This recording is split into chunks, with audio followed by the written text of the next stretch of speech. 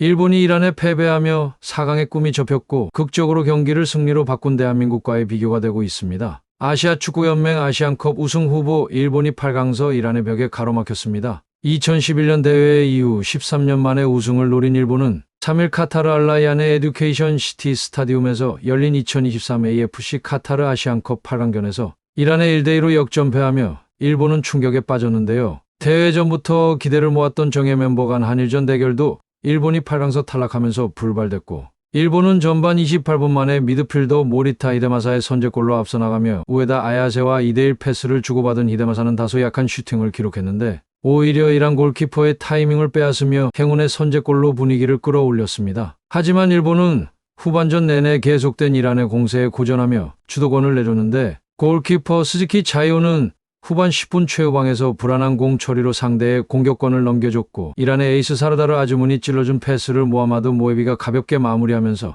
1대1의 균형을 맞췄습니다. 일본은 후반 18분 아즈문에게 돌파를 허용하며 역전골을 내줬지만 반발의 차로 오프사이드가 선언돼 위기를 넘겼으나 후반 내내 주도권을 내준 일본은 결국 마지막 5분을 버티지 못했습니다. 후반 추가 시간 문전 혼전 상황에서 수비수 이타쿠라와 도미야스의 동선이 엉키며 아무도 공을 걷어내지 못했고 그 틈을 타 공을 따낸 이란 후세인 카나니가 이타쿠라의 발에 걸려 넘어져 페널티킥을 얻어냈습니다. 키커로 나선 이란의 주장 잔바크슈가 강력한 오른발 슈팅으로 골망을 흔들며 승리를 확정지었습니다. 일본은 총력전을 펼쳤지만 경기를 뒤집기에는 시간이 부족했고 그대로 탈락이 확정됐습니다. 우리 대표팀은 계속 극장골을 넣으면서 균형을 맞추며 조이로 16강에 올라왔고 16강과 8강에서 모두 투지를 보여주면서 탈락이 코앞으로 다가왔지만 모두 승리로 바꾸어 놓았습니다. 특히 손흥민의 개인 기량으로 8강 호주전에서 두 골이 모두 터지면서 월드클래스의 면모를 제대로 실감나게 했습니다. 손흥민은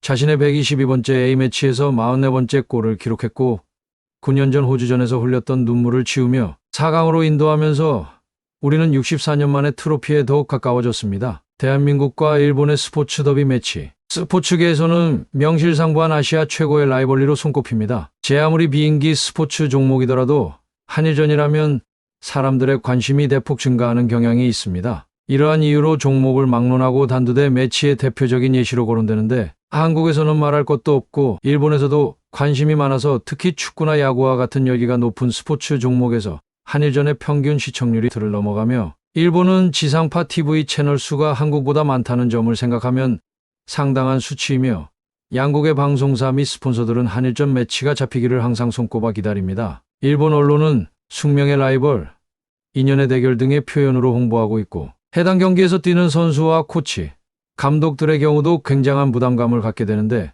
협회장부터 구단주, 스폰서, 시민들까지 모두 관심을 갖기 때문에 이 경기의 승패가 자신들의 명성과 커리어에서 아주 상당한 영향을 미치기 때문입니다. 그래서 한일전에 출전하는 선수들은 어떤 스포츠 종목에서든지 강력한 동기부여를 가지며 우스갯소리로 한일전에서 승리하면 10번 이긴 거나 마찬가지라는 농담도 있죠. 한일전에서 좋은 성과를 내면 그동안 아무리 성적이 부진했던 선수라도 구국의 영웅 취급 같은 대스타로 떠오르고 언론의 주목을 받으며 그 이름이 기억되지만 실수하거나 패배하면 그야말로 나라를 팔아먹은 역적이 되면서 인터넷상에서 이름 석자가 쌍욕을 먹고 내부에서도 눈칫밥을 얻어먹기 십상입니다. 특히 축구나 야구 같은 메이저 스포츠의 경우 한일전의 패배는 바로 감독의 경질 여론까지 나오는데 특히 축구는 한일전은 차치하더라도 양국의 성적에도 관심이 집중됩니다. 그래서 한국이 일본을 이겼어도 네티즌들에게 간신히 이겨서 졸전이라는 평가를 받는다면 이겼다는 칭찬은 온데간데 없고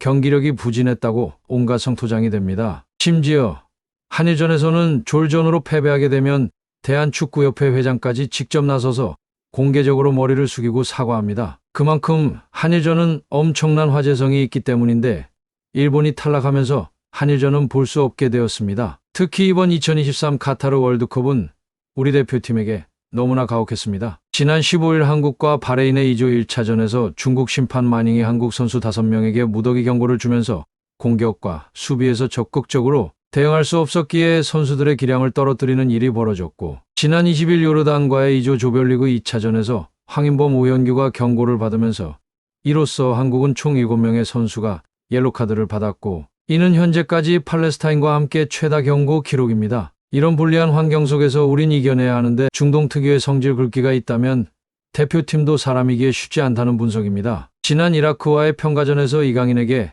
무리한 파울을 이어가던 이라크는 결국 이강인의 레드카드를 이끌어냈는데요. 다행인 점은 평가전이기에 아시안컵에선 영향이 없었으나 이런 식으로 플레이하는 중동 축구의 경우 거친 파울로 오히려 자폭식의 옐로카드와 레드카드를 이끌어낼 수 있습니다. 지난 바레인과의 경기에서 우리 대표팀은 옐로카드 5장을 받으면서 유일한전까지 총 7장이 됐고, 바레인과의 경기에서는 이기재와 김민재, 박용우, 손흥민, 조규성이 경고를 받으며 아쉬움을 샀는데 8강전이 끝날 때까지 누적된 경고가 사라지지 않아 적극적인 공격과 수비에서 많은 변수가 생겼습니다. 결국 호주전에서 김민재가 옐로카드를 받으면서 4강전 요란과의 경기에선 김민재가 출전할 수 없게 되었습니다. 사우디전 주심이었던 우즈베키스탄 출신 주심은 신태영 감독의 인도네시아에게 오프사이드 골을 인정하면서 오심으로 얼룩졌고, 아랍에미리트의 벤투 감독을 퇴장시키는 등 구설수에 올랐지만 대한민국 우리 대표팀에게도 역시나 말도 안 되는 일이 벌어지기도 했습니다. 사우디아라비아 5번 알리 알볼라이가 한국 선수들을 여러 차례 공격하면서